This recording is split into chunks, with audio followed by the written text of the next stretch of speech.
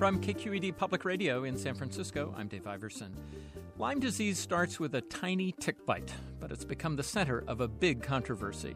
While it can usually be treated with antibiotics early on, many sufferers say it's often misdiagnosed and mistreated. And for years, a battle has raged between some patient advocates and the scientific community. That controversy is the subject of a new book called Cure Unknown: Inside the Lyme Epidemic, and a new documentary film called Under Our Skin. We'll talk with the book's author and one of the film's producers about Lyme disease and the intriguing controversy that surrounds it. That's next on Forum, after this.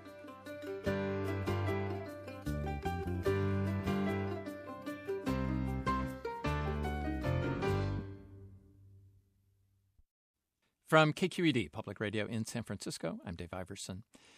In the early 1990s, Pamela Weintraub and her family moved from New York City to what they thought would be an idyllic suburban existence in Westchester County, New York. It didn't work out that way. One by one, her family got sick. The diagnosis took years to figure out: Lyme disease. And her family's experience prompted an unusual journey into a controversy surrounding the treatment of a condition that goes on to this day. I was a patient and a mother, she writes, but also a science journalist when my family got swept up in the Lyme war. The Lyme disease debate involves both how the condition gets diagnosed and what kind of treatment is appropriate. Some patient advocates argue the disease is grossly misdiagnosed and that traditional scientific treatment regimens are often faulty. The scientific community has often rejected those concerns. Controversy has sparked heated debate and even investigation by the Connecticut Attorney General. Pamela Weintraub has now written a book about her experience called Cure Unknown: Inside the Lyme Epidemic. She joins us now. Good morning. Hi there. And joining us as well is Kris Newby. She is one of the producers of a new film about the Lyme disease controversy. She herself has dealt with Lyme disease. The film is called Under Our Skin. It was recently shown at the Mill Valley Film Festival. Kris, good morning. Good morning. Happy to have you both here. We'll hear a short excerpt from Kris's film in just a moment. But before we get into that, I think we need to do kind of a Lyme disease 101. Starts with a tiny tick bite. Take us from there, Pam Weintraub. Yes. Most people who get Lyme disease are bitten by a tick that is a nymph. It's about the size of the head of a pin, and it's usually in the Ixodes family. And the tick transmits a spirochete that's called Borrelia burgdorferi, which starts out in the skin, disseminates through the blood, and ultimately gravitates to tissues, to joints, to nervous tissue, to the brain, to the heart, and other tissues. And if Lyme disease is not treated very early, usually in the rash phase, if you even see a rash, and while the numbers are contested, easily 50% of people never see a rash, whether they have it or not. If it's not treated early, you can go on to a later, much more intractable and more difficult stage of disease. The disease can cause, because of where it gravitates, it can cause terrible neurological problems, cognitive problems, can cause pain syndromes, and it can cause arthritis, heart problems. So it's a very serious issue. But the first thing to understand about it is that it is a bacterium, and therefore it can be treated with antibiotics. I mean, if caught, if diagnosed, it's something that treatment can get after. Absolutely. If you diagnose Lyme disease early in the game, it is usually always curable, usually always no big deal. And that early diagnosis is key. And that's also, Kris Newby, part of what is so problematic, right? This question of diagnosis, because it is not as simple as one would think. Well, if you don't see the rash and you don't see the tick, it resembles the flu in the beginning stages. My husband and I went on a trip to Martha's Vineyard for a week, and 2 weeks later came down with horrible flu-like symptoms with neurological involvement. We had blurry vision. Every joint ached. We were so weak we had to crawl up the stairs on our hands and knees, but the doctors kept on thinking it was the flu. And that's in part because the rash doesn't always show up. The blood test doesn't always give you a definitive verdict. Well, and the rash doesn't necessarily hurt, and it can be in a place that you don't see it. If it's on your backside or under your hair, you won't see it. So.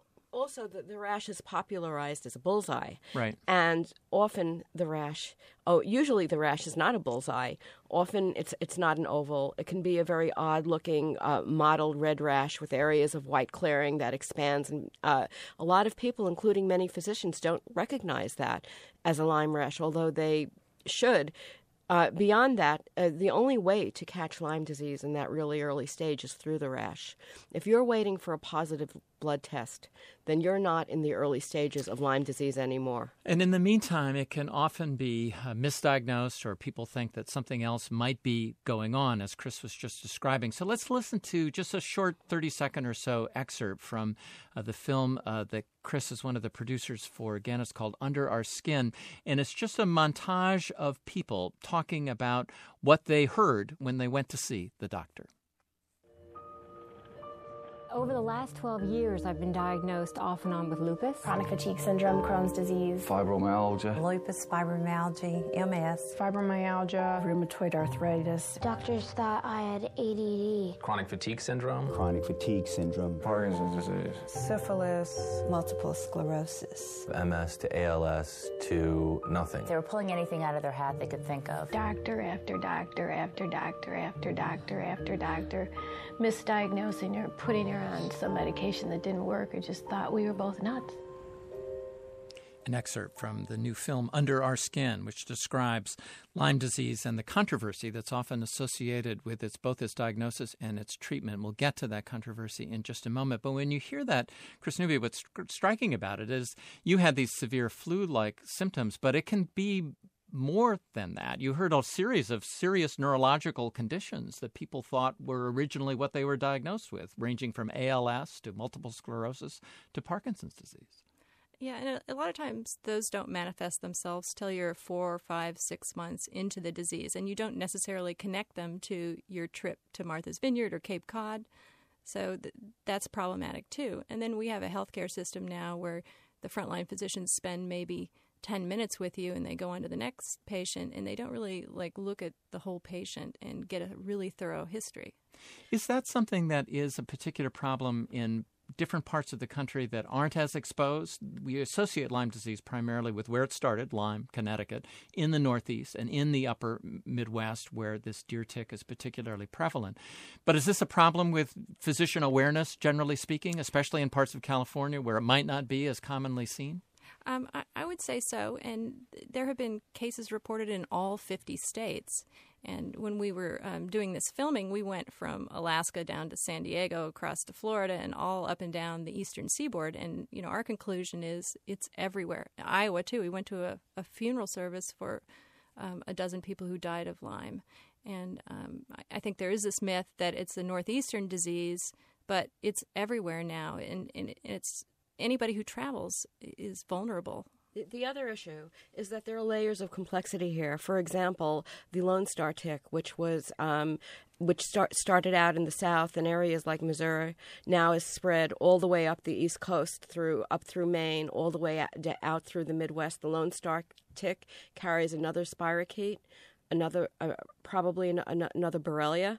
It's not Lyme disease. It's a Lyme mimic.